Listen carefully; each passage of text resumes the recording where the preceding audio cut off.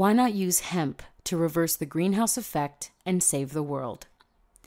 In early 1989, Jack Herer and Maria Ferro put this question to Steve Rawlings, the highest-ranking officer in the U.S. Department of Agriculture who was in charge of reversing the greenhouse effect, at the USDA World Research Facility in Beltsville, Maryland.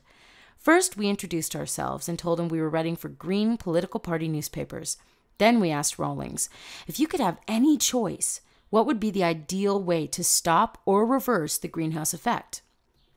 He said, stop cutting down trees and stop using fossil fuels. Well, why don't we? There's no viable substitute for wood, for paper, or for fossil fuels. Why don't we use an annual plant for paper and for fossil fuels? Well, that would be ideal, he agreed.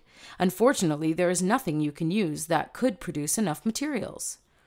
Well, what would you say if there was such a plant that could substitute for all wood, pulp, paper, all fossil fuels, would make most of our fibers naturally, make everything from dynamite to plastic, grows in all 50 states, and that 1 acre of it would replace 4.1 acres of trees, and that if you used about 6% of the U.S. land to raise it as an energy crop, even on our marginal lands, this plant would produce all 75 quadrillion billion BTUs needed to run America each year. Would that help save the planet?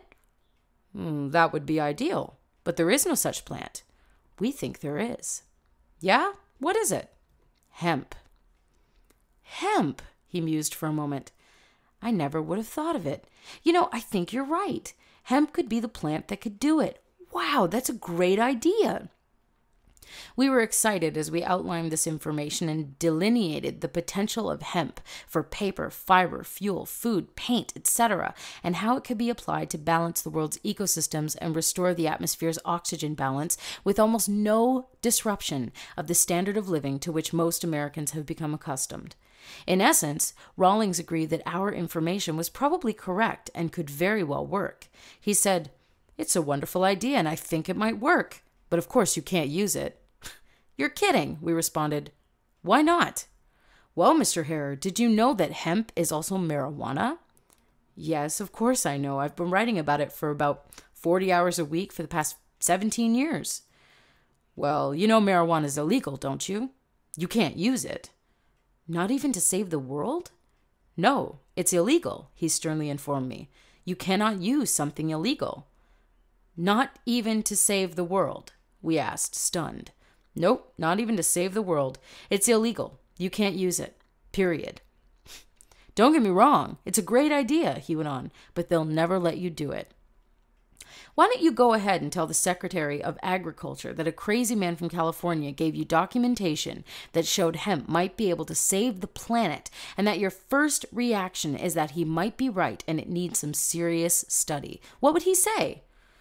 Well, I don't think I'd be here very long after I did that. After all, I'm an officer of the government. Well, why not call up the information on your computer at your own USDA library? That's where we got the information in the first place. He said, I can't sign out that information. Well, why not? We did.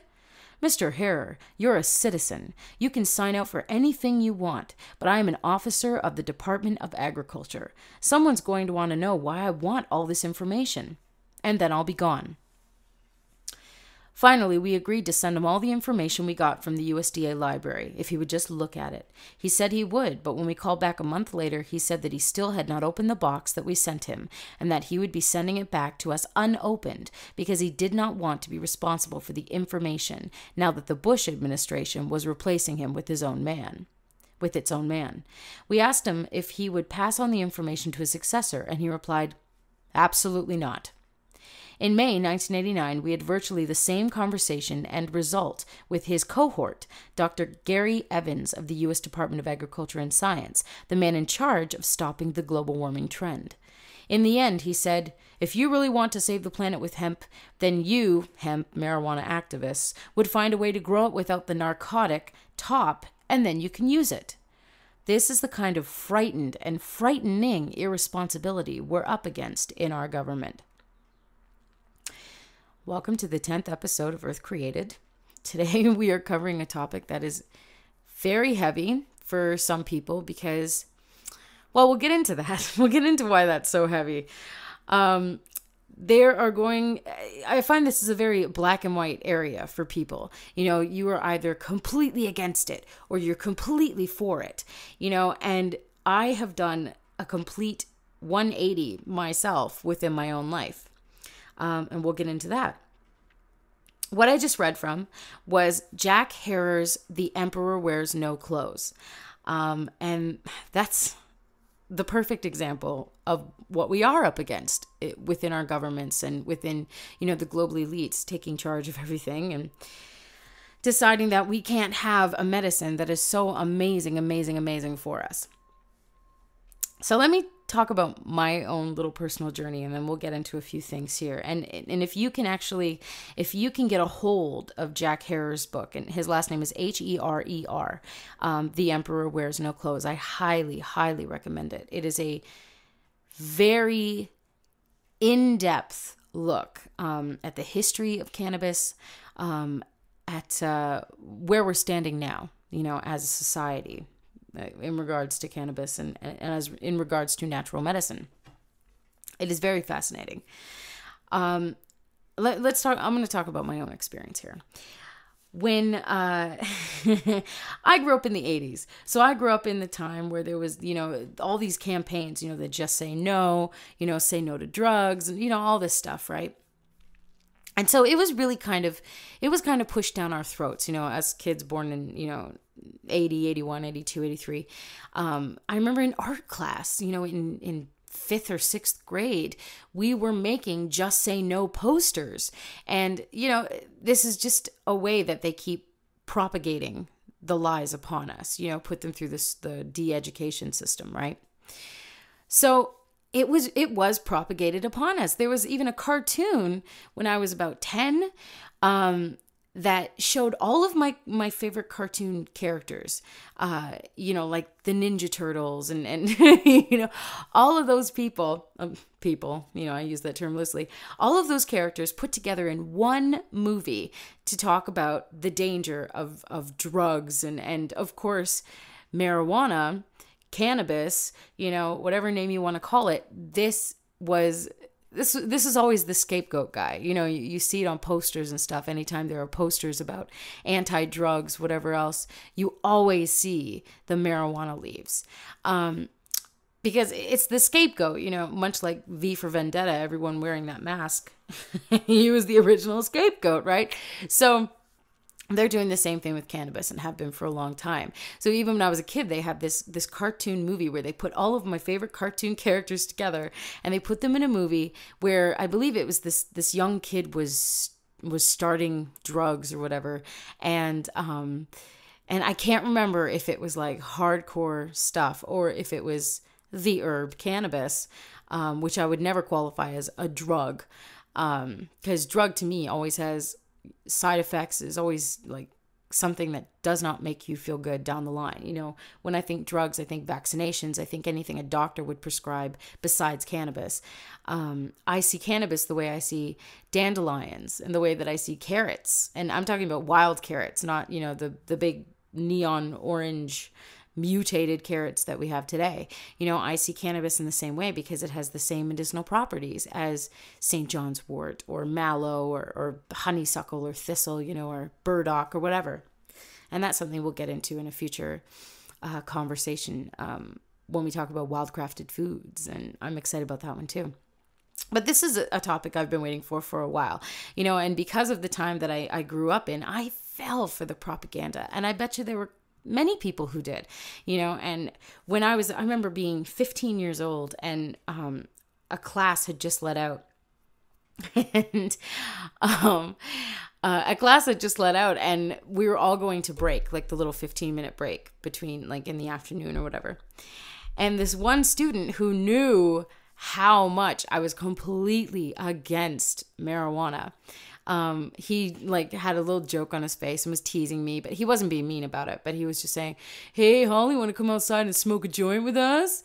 And I was immediately, I was so angry to the point of rage, you know, that, like my blood was boiling because I was so angry at this person. And my response was, no, I don't want to do that because I'm not an effing loser.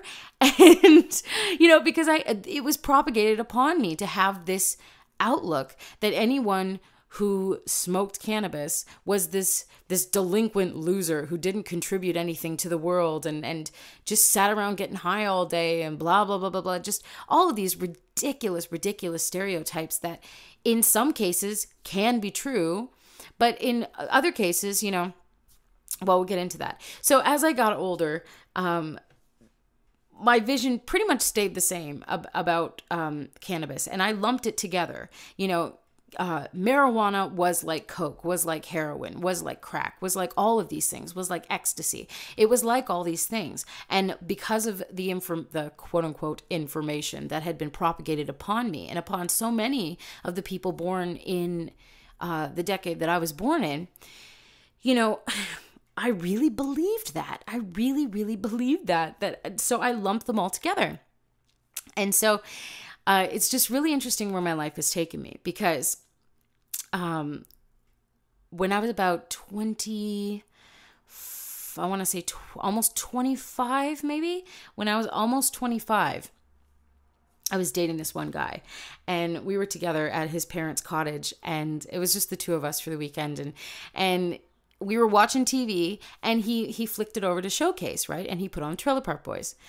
And immediately I fell in love with the show, even though it's all these guys, getting high all the time, getting drunk all the time, smoking. And, at that point, even though I did drink, I was definitely against getting high. I was definitely against smoking. I'm still against smoking. I'll always be against nicotine and that whole industry. It's absolutely disgusting. And I don't just mean the smoke itself. I mean the fact that people are addicted to this, but we'll get into that today too, because that very much relates. So, so he introduced me to this show. And after that, and you've heard me mention it on the show before, I was an avid watcher afterwards of Trailer Park Boys. I got everybody around me interested in Trailer Park Boys. I introduced it to my parents and to my sister and, we all watched it together and enjoyed it. And in the last few years, my sister, her fiance, my partner, and myself have gone and seen them live a couple of times. And we went and saw Leahy and Randy live on my birthday a couple of years ago, and that was awesome. And we got to hug them and get pictures, and that was wicked. But just to tell you how into the show I have been and how much laughter and how much joy you tend to get from certain shows, right? So I think that was part of my gradual awakening when it came to cannabis also, because here is my favorite show and it's all these guys getting high all the time. So that in a sense kind of, I guess, broke down a few barriers that I had, but I still had not gone into that world.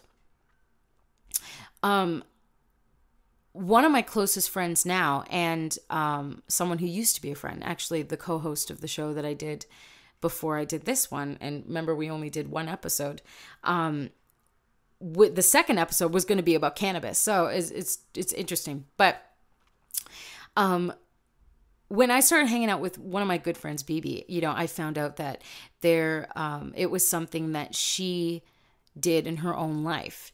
And immediately, like, you can read everything on my face. I'm a Pisces. Everything's right there on my face. So I can always read her face too. We're very expressive people. So immediately on my face, when she told me that she smoked cannabis, or she ate cannabis, immediately my judgment was turned on full force, and she looked at me and she said, "Don't judge me." And it was just the way she said it where I was just like, okay, I got to think about this, because being with someone like that, being friends, I'm getting ahead of that. At one point, I'm definitely getting ahead of myself.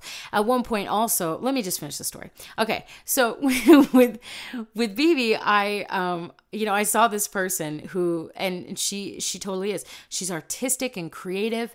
She's brilliant. She's smart. She's introspective. She thinks outside the